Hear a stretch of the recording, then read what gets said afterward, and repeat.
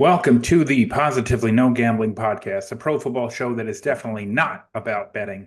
My name's Glenn Fraser. It's Monday, August 18th, and this is the 2025 team preview for the Los Angeles Chargers. Okay, the Chargers, a fun team to talk about. Preview format, we'll talk about two big questions from the beginning of the offseason, which will really define the 2025 season. Recap 2024, preview 2025, look at some trend stats, early line leans based on the look ahead lines, conclude on those two big questions, and give a preliminary season total over under wins pick. The final over under picks will be part of the conference previews posted right before the season starts. Okay, the Chargers, all offense, all the questions come regarding the offense.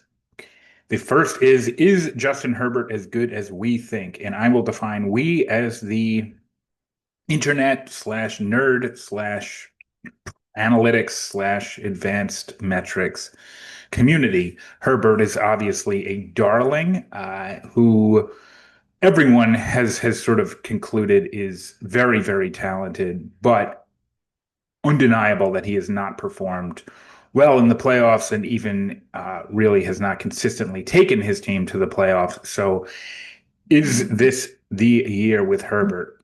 And the second question is, did the overall offense improve significantly to the point where this could be viewed as a top-notch, high octane, high scoring, 30 points a game type offense?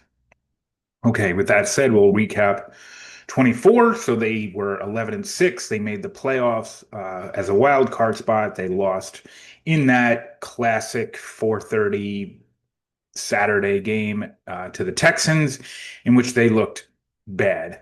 We all remember that one. In terms of their their trends or sort of their schedule, they started off 3-3, getting used to the Harbaugh offense, getting used to the some tough schedules in there, tough opponents in there. But they finished 8-3 with a ton of momentum going into the playoffs. I remember loving them in that game against the Texans, and then them just absolutely breaking my heart with that one. So a lot of expectations going into 25, considering how well 2024 worked out for Harbaugh in year one.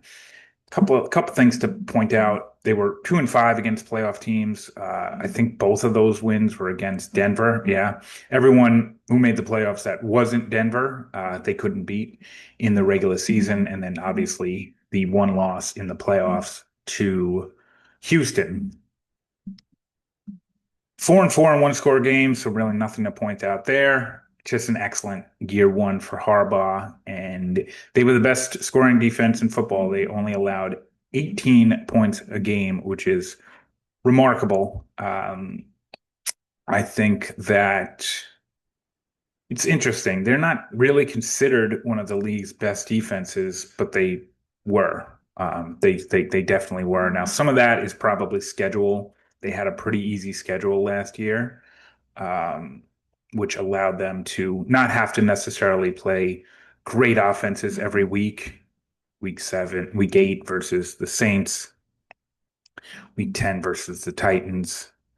I think this was a Kirk Cousins Falcons game, so we remember how bad that offense was. The Patriots were a really bad offense. So some of this Panthers, when they were in the Bryce Young game, definitely some reasons why that was such a good scoring defense last year. All right, let's overview the offense.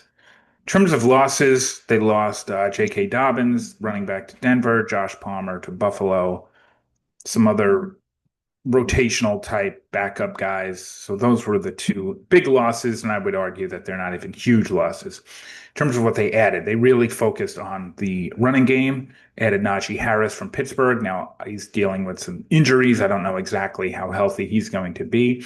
And they made their first round selection a running back, Omarion Hampton, who was consensus number 2 best back in the draft behind Genty, but certainly in other less talented running back drafts could have been a number one. People like him a lot. They also added the only offensive lineman of note that Philly lost, Mekhi Becton, went to the Chargers, which really fortifies that the a very good offensive line. They drafted Trey Harris in the for the sort of probably wide receiver three type position. Beyond that, Tyler Conklin is a not the most talented tight end, but probably could be used better in this offense versus the Jets. Blue chips, a definite one is Rashawn Slater, and then high potential is that sort of tweener in between high potential and in between great and blue chip would be Herbert. I spelled it wrong. Lad McConkey, who's a dude, people love him. Joe Alt was a rookie, had an excellent rookie season last year. And Hampton, in terms of X factors, it's without a doubt Herbert. I am not as high on this Herbert bandwagon as others are. I think that this is not a make or break season for him, but they need to improve this offense if they want to be taken seriously as a contender, given how stacked the AFC is. Defense. Interesting visual on this defense for a really talented and successful defense last year. There aren't a ton of names that jump out here in terms of what they lost. They lost Bosa to the Bills, Poona Ford to the Rams, which we'll talk about when we do the Rams preview. People love that pickup for them, and it's the flip side is that's a loss for the Chargers. Both of these guys really are almost X factors for their respective new teams. So losing them obviously important for their old team, which is the Chargers. They replaced, I guess, Poona Ford with Deshaun Hand. They added Dante Jackson from Pittsburgh. Those are the projected starters. Beyond that, not a ton of movement here. And why would you? You're the number one scoring defense. Blue chips, without a doubt, Derwin James, high potential, Deion Henley, inside linebacker. And the X factor, I mean, on paper, this does not look like a dominant pass rush. Khalil Mack has been in the league forever, but they chose to re-sign him. He definitely shows spark. So if he could be the Mack we've seen in the past, that gives them a real dynamic pass rush, which would indicate that the regression that some are predicting that this team might not actually occur. Let's move on to schedule. So very interesting. This is the third team in the AFC now, third playoff team where we're seeing similar splits, which is overall a pretty tough schedule versus it's somewhere in the middle, right? Not brutal, but their home schedule is really tough. All their challenging games outside of the division are played at home. Washington, Minnesota, Pittsburgh, Philly, Houston, all home games. Which do they have a huge home field advantage? Probably not, but you'd much rather play Philly in the late season at home, climate control turf versus on the road in Philly. I would have 100% predicted that as a loss. Now it's probably closer to a toss up. So that's just like the Chiefs, just like the Bills. You get this wild split between their home schedule and their road schedule. So, but for the Chargers, it's interesting because at least historically they perform slightly worse against the spread on the road, which is kind of good for them because their road schedule is so soft. So I don't see that being a major red flag. Now, this is a lot tougher than last year's schedule on paper. So we have to consider that when trying to predict an over-under. Some of the advanced stuff and against the spread leans. Nothing jumps out. They were 4-4. They met expectations. Turnover differential was no differential, which is a good sign. Their win increase from pre-Harbaugh to Harbaugh was +6. They significantly improved. I think only Washington improved more in terms of wins. We talked about the schedule changes. Strength of schedule went from the sixth easiest to somewhere in the middle to the back third in terms of difficulty. They didn't have any schedule luck. They were literally middle of the pack. O line's great. D line probably vulnerable at the pass rush, but above average in the run stop. Losing Poona Ford, losing Bosa. How much does that impact? We'll see. I like them in 3 games in terms of the look ahead, all on the road because of the matchups. Week 4 at New York Giants. I mean, I know Meadowlands is tough, but you're talking about a playoff team versus one of the worst teams in the league, and the road team's only a 3-point favorite. I like that. Same thing with week 11 at the Jaguars. I know people think the Jaguars might be better, but the Chargers are only a 2-point favorite.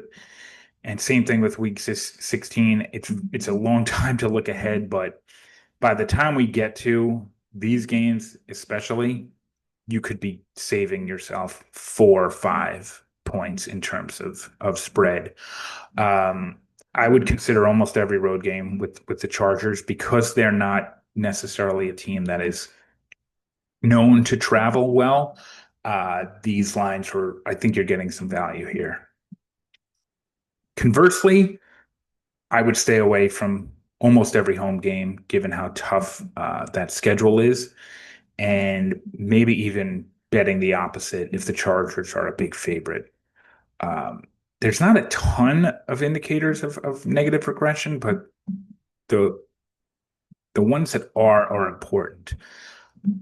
This tends to come back to normal after a season of just tremendous improvement, and the schedule changes can't be ignored. This was an easy schedule last year that they won 11 games, which is nice, but it wasn't like they won 14 or 15 games.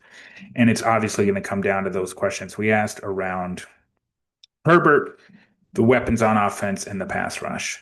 Uh, in terms of did they improve enough on the offense? I think they did, but I'm still not a believer in Herbert. I am going under 9.5. Not a huge play. I could see this hitting. I could see the over hitting, but there's just enough here where I'm not trusting this team. The home schedule is tough. Getting to play the Chiefs in Brazil week 1, not too much of a reward. That could end up being the difference, right? I think that this is somewhere between a 9 and 11 win team. So that one game could mean a lot later on in the season. Definitely improve the offense. Already have a top scoring defense. And interesting for the playoffs, like these 2 games against the Broncos might be the fight for the second team in the AFC West, and the that makes the playoffs, and those are huge games. So I'm going to go under. I'm not passionate about this one, but I don't see them being a top team in the AFC. I just don't like their matchups against many of the main contenders. Okay, so that's it for the Chargers. Tomorrow we will preview the other Los Angeles team, the NFC West Los Angeles Rams. So see you tomorrow. Thanks.